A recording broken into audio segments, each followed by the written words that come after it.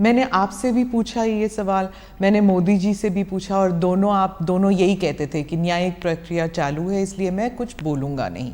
आपने भी यही कहा और मोदी जी ने भी यही कहा।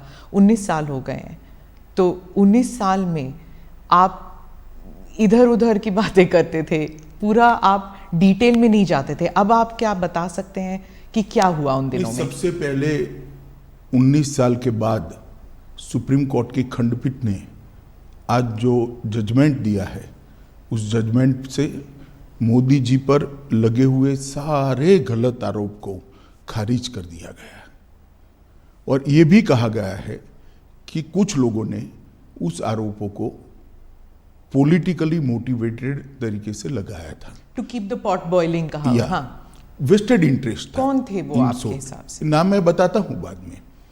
और तीसरा, इससे भारतीय जनता पार्टी की सरकार पर जो धब्बा लगा था वो भी धुला है।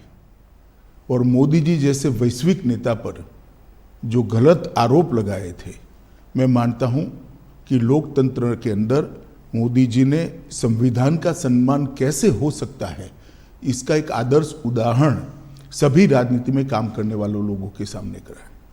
मोदी जी की भी पूछताछ हुई थी, किसी ने धरना प्रदर्शन नहीं करा था। देश भर से कार्यकर्ता आकर मोदी जी के समर्थन में सॉलिडारिटी के लिए खड़े नहीं हुए थे। हम कानून को कोऑपरेट किए थे।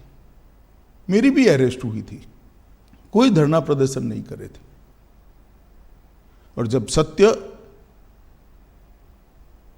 इतनी लंबी लड़ाई के बाद बाहर आता है विजयी होकर, तो सोने से भी ज्यादा उसकी चमक होती है।